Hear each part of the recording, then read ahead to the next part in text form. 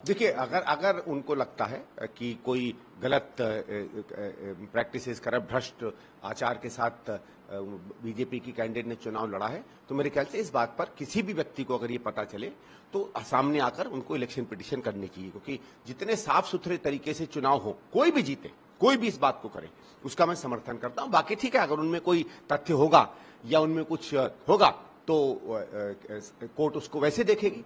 पर मेरा ये कि इसको जब भी हम लोग इलेक्शन पिटीशन करें तो गंभीरता से करें, और करें तो फिर इसको पूरी तरह करना चाहिए। कहानी सबसे पहले खुद आम आदमी पार्टी ने शुरू की। भाई, तिहाड़ जेल आपके प्रशासन के अंदर, डीजी तिहाड़ आपका नौकर, वहां अंदर जितने लोग जाते हैं वो दिल्ली प्रशासन उनको तनख्वाह देती है, वहां भारत सरकार का कोई हस्तक्षेप नहीं है। आपने उस जेल के ही प्रशासन पर उंगली उठाते हुए कह दिया कि ये लोग पता नहीं कोई बीजेपी से षड्यंत्र कर तबियत बिगाड़ना चाहते हैं केजरीवाल जी की। किसी की भी स्वास्थ्य की चिंता सबको होनी चाहिए, और मैं आशा करता हूं कि कोई ऐसी बात नहीं हो रही है, लेकिन इस बात को राजनीतिक रंग तो आम आदमी पार्टी ने दिया। उसमें आपने एलजी का भी नाम डाल दिया। मैं कोई एलजी का समर्थक नहीं हूं, लेकिन आप किसी का भी नाम किसी चीज में डाल दें, जबकि पूरा प्रशासन आपका, विभाग आपका। एक चिट्ठी भी हमने देखी तिहाड़ जेल से, जो वहां के सुपरिंटेंडेंट ने किसने लिखी, उसने कहा कि हाँ साहब, कुछ वजन कम हुआ है, लेकिन इनके घर से खाना आ रहा है। वो उन्होंने भी कहा कि नहीं, शायद उसमें ठीक तरीके से या तो बीपी ऊपर जाता है या खुद नहीं खा रहे, जो भी कुछ उन्होंने इंदिशा दिया। फिर उसने कहा कि डॉक्टर का पैनल उनको चेक कर रहा है, जो कह रहा है अभी तक ठीक है।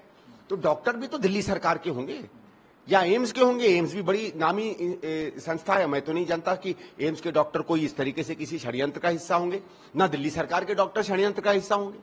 तो किस पर आम आदमी पार्टी उंगली उठा रही है? अब हो क्या गया है कि पिछले 10 सालों में आम आदमी पार्टी के दिक्कत क्या है, हर चीज पर एक चीज शुरुआती झूठ से करते हैं, और भारतीय जनता पार्टी भी कोई कम नहीं है। तो इस पूरे मसले में ना आम आदमी पार्टी के किसी आरोप पर कोई भरोसा कर पाता है, ना भारतीय जनता पार्टी की तरफ से अगर कोई सफाई आती है उस पर कोई भरोसा होता है। भाई, आपने आम आदमी पार्टी के बारे में सवाल क्यों पूछा हरियाणा से, मुझे समझ में नहीं आ रहा। वो पार्टी है ही कहां वहां? आप ये क्यों नहीं पूछते कि डीएमके के कितने चांस हैं, शिवसेना ने क्या किया? इसीलिए नहीं पूछते क्योंकि वो नदारद हैं। ये भी नदारद है भाई, क्यों उसको महत्व दे रहे? वहां भारतीय जनता पार्टी और कांग्रेस के बीच में लड़ाई है। कांग्रेस इस समय 60-65 सीटें जीतकर ऑलमोस्ट तैयार बैठी है। हमारा कोशिश है कि 70, 75, 80 तक हम सीटें ले जाएं, और यही ध्येय रहेगा। उस इशू पे कोई सवाल पूछते हो तो बनता है, मतलब ये इस तरीके के सवाल कल को आप किसी इंडिपेंडेंट के बारे में पूछ लें, कोई वैसे ही खड़ा हो जाए उसके बारे में पूछ लें कि उस पार्टी ने 5 या 500 गारंटियां अनाउंस की हैं। अरे, गारंटी वो अनाउंस करता है, उसकी गंभीरता से ली जाती है जिसके 4 वोट भी तो हों उस प्रदेश में।